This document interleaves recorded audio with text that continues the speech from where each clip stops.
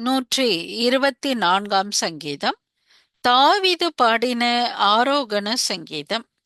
மனுஷர் நமக்கு விரோதமாய் எழும்பின போது கர்த்தர் தமது பக்கத்தில் இராவிட்டால், கர்த்தர் தாமே தமது பக்கத்தில் இராவிட்டால், அவர்கள் கோபம் நம்மேல் எரிகையில் நம்மை உயிரோடே விழுங்கியிருப்பார்கள்.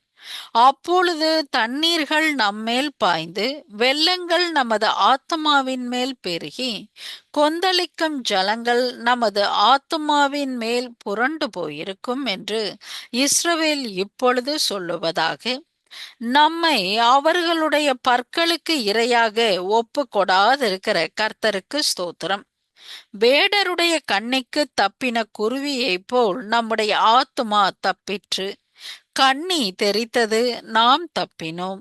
நம்முடைய சகாயம் வானத்தையும் பூமியையும் உண்டாக்கின கர்த்தருடைய நாமத்தில் உள்ளது. 125 சங்கீதம். ஆரோகண சங்கீதம்.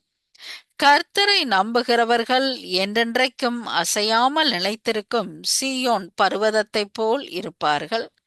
பர்வதங்கள் எருசலேமை சுற்றிலுமாய் இருக்குமா போல கர்த்தர் இது முதல் என்றென்றைக்கும் தம்முடைய ஜனத்தை சுற்றிலும் இருக்கிறார். நீதிமான்கள் அநியாயத்திற்காக தங்கள் கைகளை நீட்டாதபடிக்கு ஆகாமியத்தின் கொடுங்கோல் நீதிமான்களுடைய சுதந்திரத்தின் மேல் நிலைத்திராது. கர்த்தாவே, நல்லவர்களும் இருதயத்தில் செம்மையானவர்களுக்கும் நன்மை செய்யும். தங்கள் கோணலான வழிகளுக்கு சாய்க்கிறவர்களை கர்த்தர் அக்கிரமக்காரரோடே போக பண்ணுவார். இஸ்ரவேலுக்கோ சமாதானம் உண்டு. 126 சங்கீதம். ஆரோகண சங்கீதம்.